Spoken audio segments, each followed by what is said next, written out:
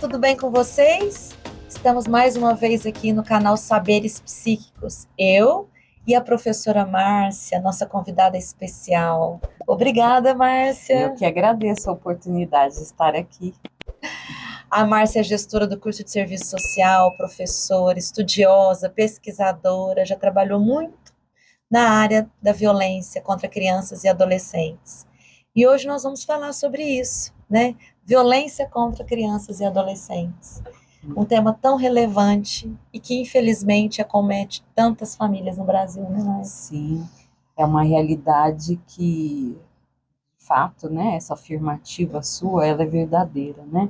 Ela acontece muito mais do que a gente possa imaginar, né? Eu trabalhei 4 anos continuamente com o atendimento de crianças e adolescentes vítimas de violência doméstica, em especial violência sexual. Porque a violência doméstica contra crianças e adolescentes, a gente pode dizer que ela se categoriza, né, em 5 tipos, né? A gente tem a violência física, a violência psicológica, a violência sexual, a gente tem a negligência e, infelizmente, a violência fatal. Então, é uma realidade muito triste.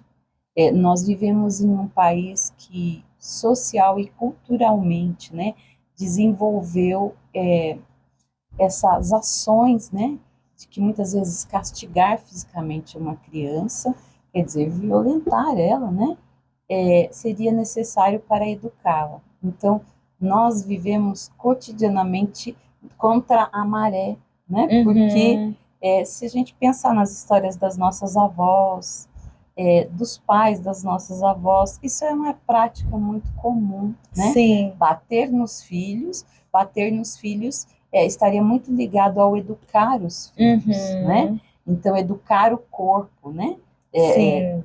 Para isso seria necessário o castigo. Se a gente pensar, tem muito a ver com o período da escravatura, né? Em que os escravos, caso não fizessem, né, aquele trabalho que era destinado ali para ele sofria castigos físicos, né? Sempre visíveis na frente dos outros para que ele servisse de exemplo para os outros. Então, era uma forma que se entendia de educar os outros, né? Olha o que aconteceu com quem não fez o que deveria ter sido feito.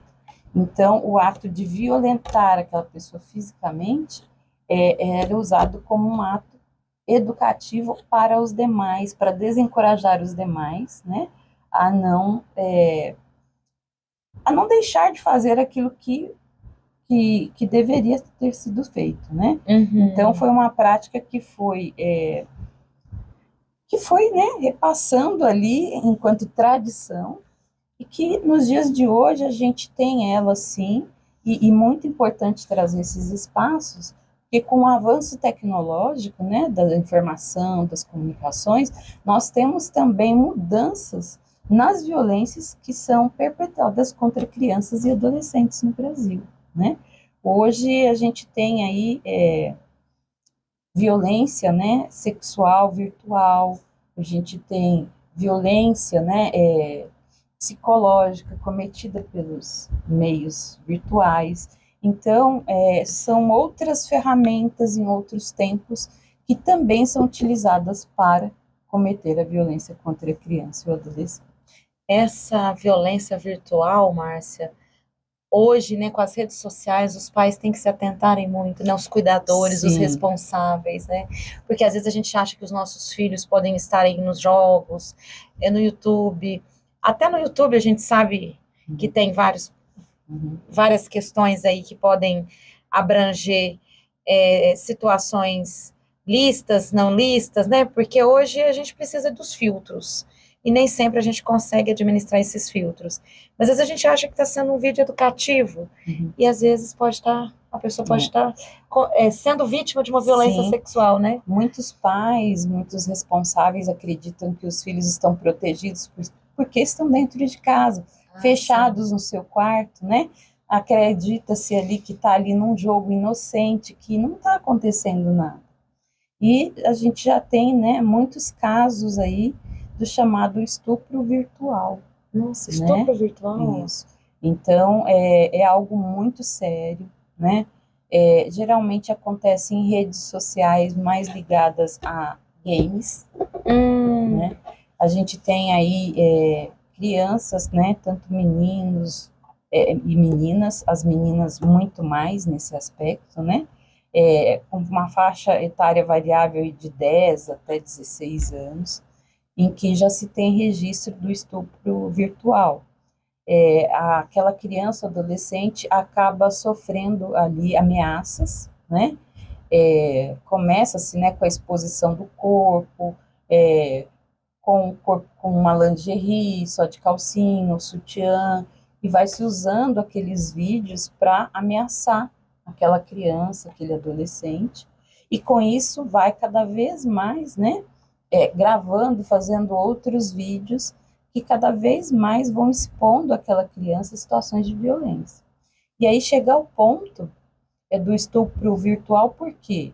Porque o estupro, mesmo o violentador estando à distância, ele obriga nessa vítima a usar instrumentos, objetos, né, para introduzir, né, nos órgãos genitais, para se cortar, né, para se machucar. Por isso o nome estupro, no sentido Sim. do contato. Sim. Não é o contato direto com o agressor, mas existe um objeto que...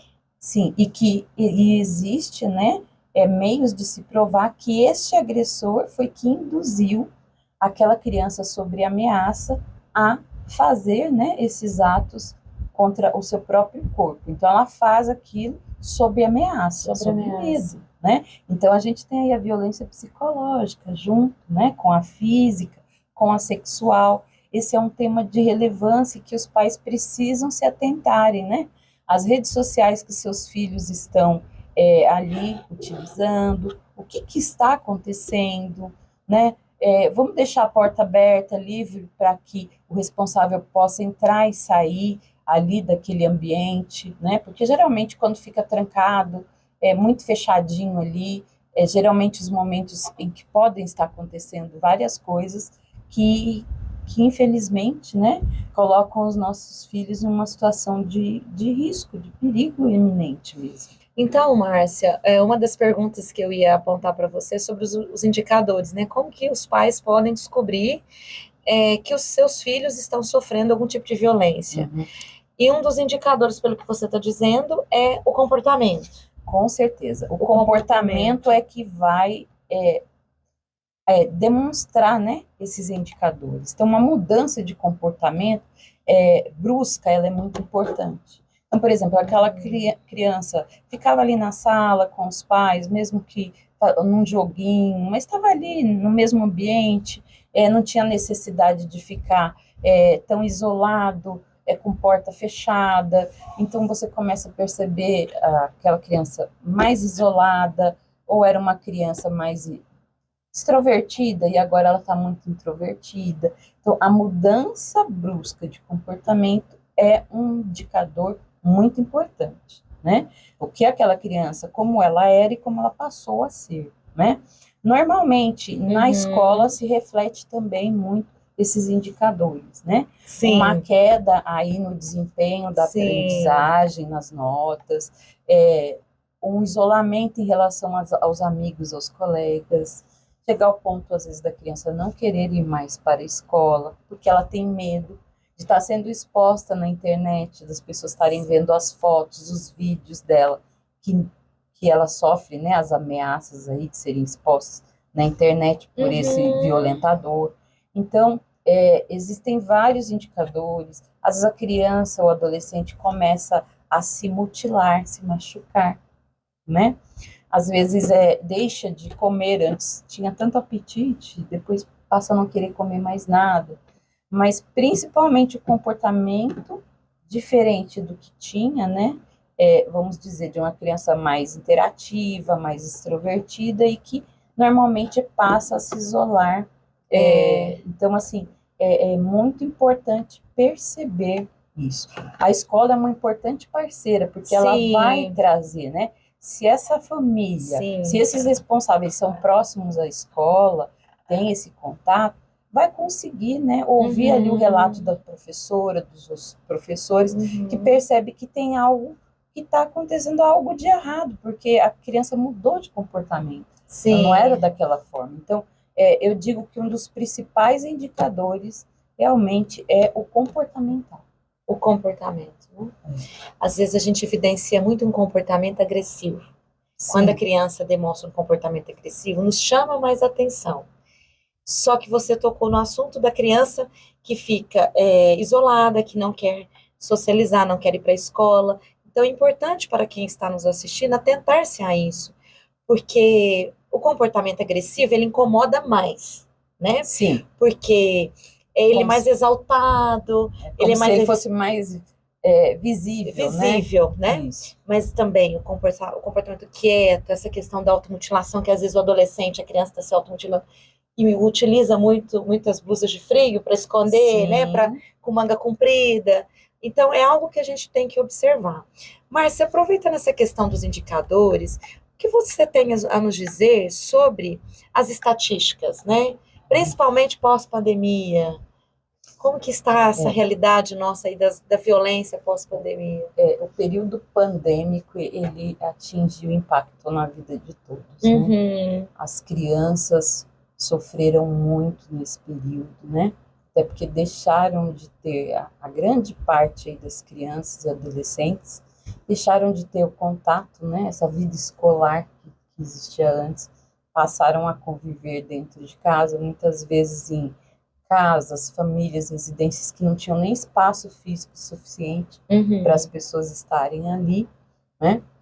E a gente nota que é, houve um aumento, né, dos casos de violência. Porém, a gente tem um recuo nas denúncias no aspecto da criança e do adolescente. A gente teve, por meio, né, do Disque 100, 180, um aumento do número de denúncias, principalmente ligadas a mulheres.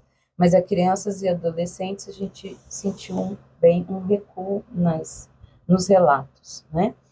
Até porque, assim, as pessoas também não tinham muita condição de ir nos locais, né? As mulheres não Hum, podiam ir na delegacia, não podiam buscar ajuda, talvez num hospital, devido a algum ferimento, mas foi muito utilizado os canais do governo, esses disques, né, 180, disque 100 para as denúncias. No caso das crianças e adolescentes, a gente observou que essas denúncias, elas tiveram um recuo, sim. mas acredito, com base nas pesquisas, que isso está ligado à falta de notificação, né? Porque essas crianças, infelizmente, não deixaram de sofrer essas violências. Até porque a escola é uma das principais parceiras nesse processo, né, de Hum, denúncia. E a criança estando afastada da escola, muitas famílias a gente sabe que dependia da escola até para se alimentar, né? sim. Depois algumas comunidades aí se movimentaram para a escola pelo menos fornecer uma cesta básica, algo que pudesse ajudar Uhum. as famílias, né? Mas foi um período que trouxe muito prejuízo para os casos, né, que já vinham sendo acompanhados de crianças e adolescentes em tratamento, né, diríamos, em acompanhamento das violências sofridas e outros casos que surgiram e que infelizmente não puderam ser acompanhados, porque a gente passou quase 2 anos, né, com todo tipo de atendimento aí suspenso, que não fosse o atendimento ligado à Covid, Sim. né? E o atendimento é o registro, né? São os dados estatísticos Sim, mas aquela criança que, por exemplo, ia no posto de saúde era atendido pela psicóloga, né? do município. né? É, A pedagoga especializada que sim. atendia. Então, assim, esse tipo de atendimento para crianças que já tinham esse histórico, ele não aconteceu. E para as que estavam sofrendo dentro desse processo, também não houve a denúncia e nem houve o avanço no acompanhamento da situação.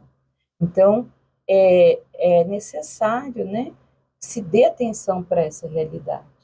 Nós temos muitas crianças em situação de violência.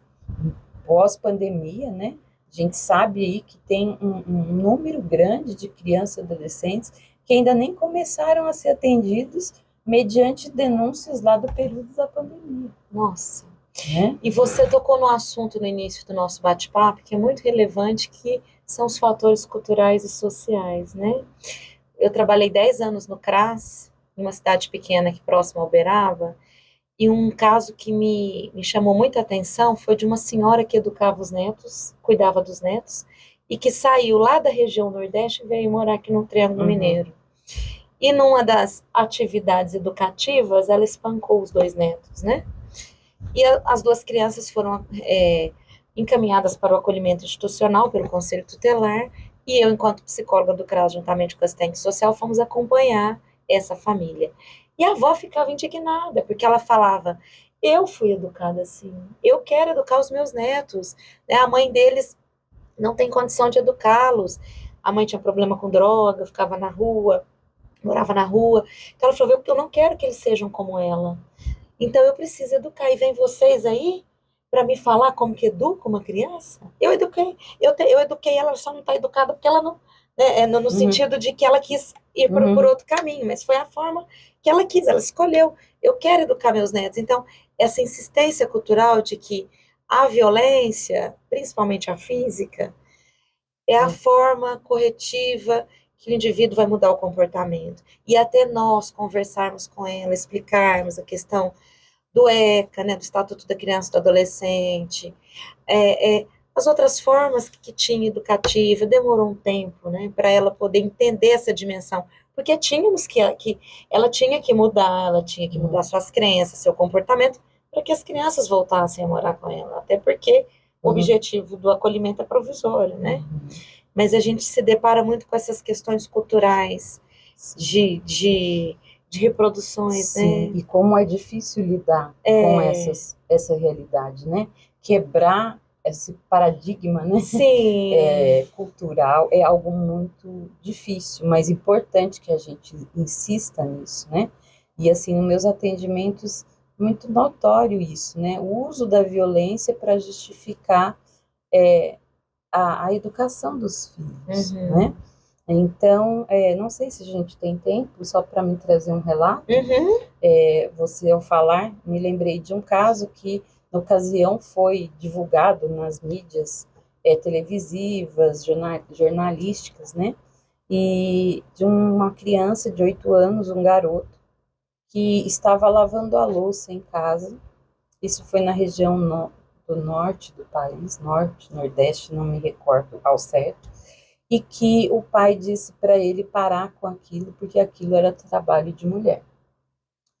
E no dia seguinte, a criança voltou a lavar a louça. E esse pai, sob a premissa de que ia ensinar o filho a ser homem, ele espancou o filho de 8 anos, com tamanha violência, que o fígado da criança foi dilacerado. Nossa, gente. E essa criança foi hospitalizada e depois veio a óbito. Né? Então a gente se pergunta, que educação é essa? Né? E você vê aí questões ligadas à questão de gênero mesmo, né? O que é papel do homem, da mulher, que ele estava ensinando o filho dele a ser homem, né? E aquilo não era trabalho de homem, e cometeu, né, essa tamanha violência que tirou a vida do próprio filho. Ou seja, que são provavelmente atreladas, Márcia, quando a gente fala em violência é uma dimensão tão complexa, né? Porque o que esse pai tem aí internalizado de violências, né? Sim. Que entra a questão da síndrome do menor poder, né? O que esse pai reproduz ali, um trabalho feminino, só que a criança está lavando a louça, mas esse pai talvez pode ter sido educado assim, que homem não lava louça, que homem não limpa a casa, e esse pai possivelmente pode ter sofrido uma violência enquanto criança, e vai reproduzindo. Por isso que a gente tem que perguntar, quem eu sou, como eu estou, o que cabe a mim? Porque eu sou uma educadora enquanto mãe, enquanto pai, enquanto responsável, enquanto avó, enquanto tia. Eu posso ter sido educado de forma muito violenta, mas é isso? É dessa forma que eu tenho que dar continuidade? Porque a gente pode cortar esse ciclo, né? A gente fala tanto desse ciclo. A gente pode necessário quebrar o ciclo da violência. Quebrar o ciclo da violência. Né? Porque aí quando acontece violências extremas, violências que chamam a atenção dos outros, aí vem aquela fase que a gente chama da lua de mel, né? Sim. Me arrependo, não vou fazer mais isso, fiz porque eu estava muito nervoso, não vou fazer mais. Aí passa um tempo, gradativamente aquelas ações de violência, aquelas falas, elas voltam e vão se intensificando. Em todos os casos que eu atendi, infelizmente, essa intensidade e continuidade da violência, a frequência e intensidade, ela só foi aumentando. Em nenhum dos casos ela se mostrou num recuo. Né? Ou seja, violência não gera violência, né? Infelizmente. Violência gera violência. E assim, e por mais que a pessoa tenha passado por um histórico de violência, não justifica, né? Chegar ao ponto de violentar o filho e tirar a própria vida do filho. Pois é. Né? Sob a premissa de que está educando. Né? Então, Sim. até quando a sociedade vai aceitar esse tipo de atitude? Sim. Até porque, gente, nós estamos falando de crianças e adolescentes, são pessoas em desenvolvimento. Sim. Eles precisam da nossa proteção, eles precisam dos nossos cuidados. Nós, pais ou responsáveis, é que temos que prover esta proteção para essa criança e adolescente. E não uma atitude contrária a isso. Isso vai contra a própria natureza do ser humano, a própria natureza de um ser vivo. Né? Então, assim, o nosso papel é de educar, é de proteger, é de prover o que é necessário para que aquela criança se desenvolva bem, não só fisicamente, mentalmente, emocionalmente, né? E se a gente não se atentar a isso, né? É algo muito perigoso, né? Sim. Que adultos estão sendo formados aí, sim. Né? Sob que condições? Né? É uma vida, né? Sim. É uma vida aí. Márcia, e a escola, você já citou que é uma parceira fantástica. A escola muitas vezes entra em contato com o Conselho Tutelar, com o Judiciário, com o CRAS, CREAS, né? Que são órgãos, equipamentos de proteção, proteção das famílias, de crianças que estão em vulnerabilidade.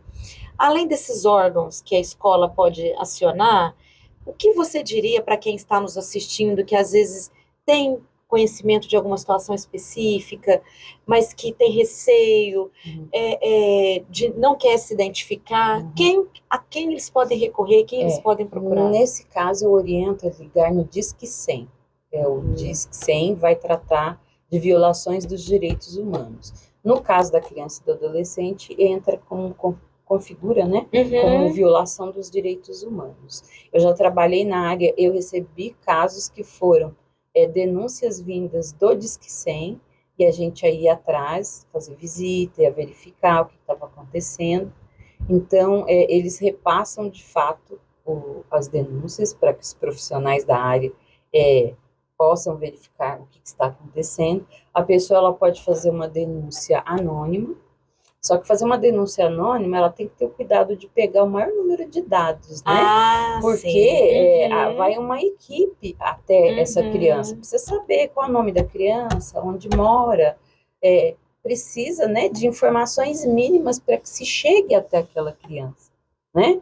Porque se disser, procura uma criança de nome Maria que estuda no bairro Santana. É muito vago. Sim. Nós aí também não temos como adivinhar, né?